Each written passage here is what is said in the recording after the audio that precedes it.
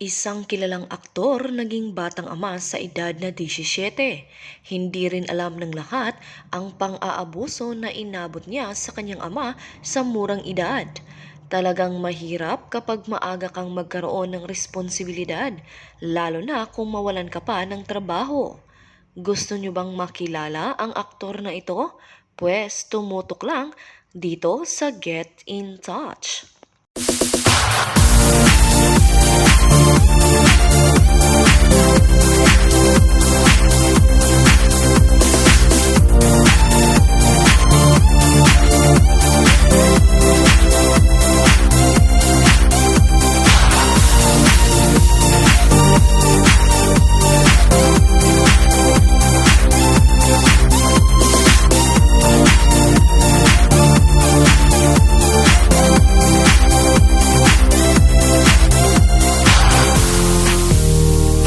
Ang pagiging isang ama sa edad na 17 ang nagbago sa buhay ni Buboy Villar.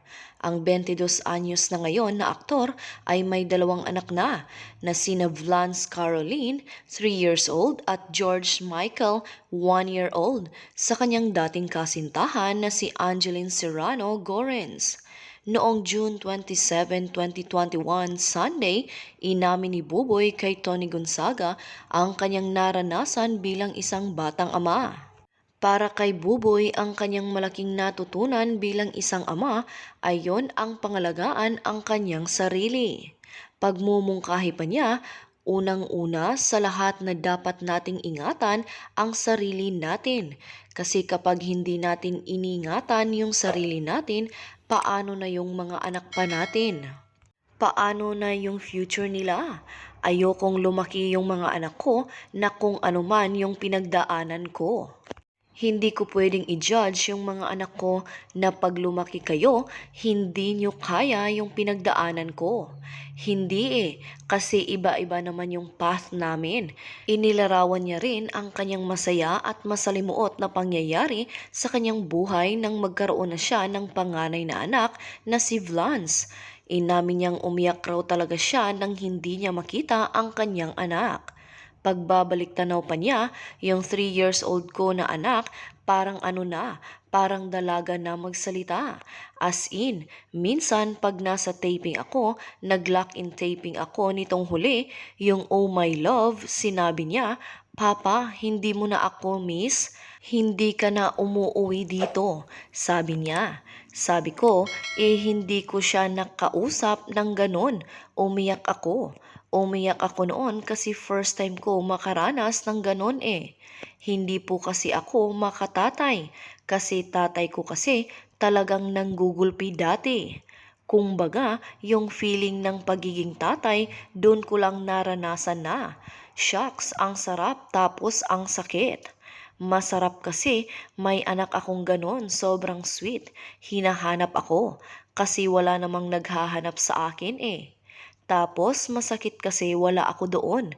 Kumbaga, kailangan kong gawin yung trabaho ko, syempre. Sakripisyo para sa kanila. Bilang isang ama, sinubukan ni Buboy na ibigay ang lahat para sa kanyang mga anak. Pero para sa kanya, proud siyang makita ang kanyang mga anak na lumalaki na hindi niya nararanasan sa kanyang sariling ama. Pinangako ng comedian actor na hindi niya papayagang maranasan ng kanyang mga anak ang naranasang pang-aabuso tulad ng naranasan niya sa kanyang ama. Ayon sa kanya, yung ako, nandyan ako sa kanila.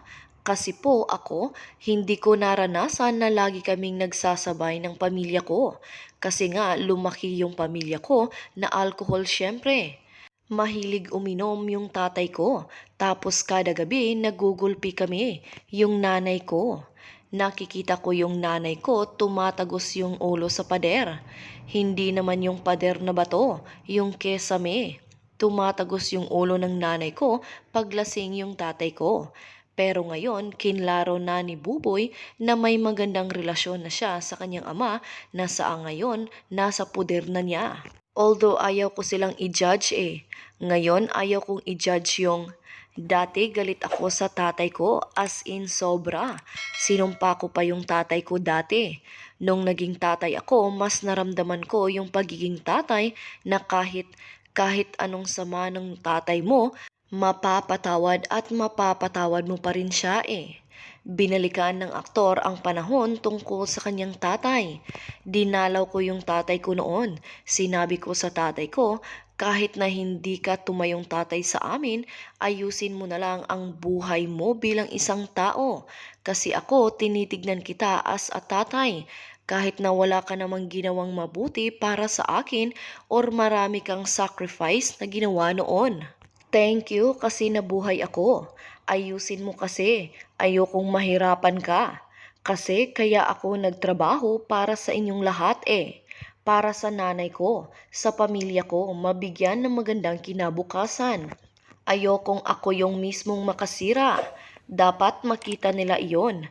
Lagi kong pinagdadasal na makita nilang lahat yon, na kahit na hindi kami lumaki sa, alam nyo yon, alam namin yung buhay na parang may mga manners, 'di ba? Hindi naman kami ganun kumbaga, laking kalsada kami. Kumbaga, kung anong maisipan namin, ibibitaw namin. Kung anong inuman tayo lahat, ganyan. Ang pagkakaroon ng responsibilidad ang nagbigay ng aral kay Buboy Villar nang maging isang batang ama siya. Para sa kanya, mga batang ama minsan mangyayari sa buhay nila, tinatakasan nila. Sa akin, hindi ko maisip eh. Bakit? Bakit natin gagawin yon? Unang-una sa lahat, nakikita mo yung anak mo, dugo mo yun. Nung marinig ko yung umiyak, sabi ko, anak ko yon. Pagbukas nung curtain ng NICU, sabi ko, ang puti nung bata na yon. Oh, hindi ko kamukha. Akin yon, akin yon. Mukhang foreigner. Akin yun. Yun ang nag-iisang foreigner.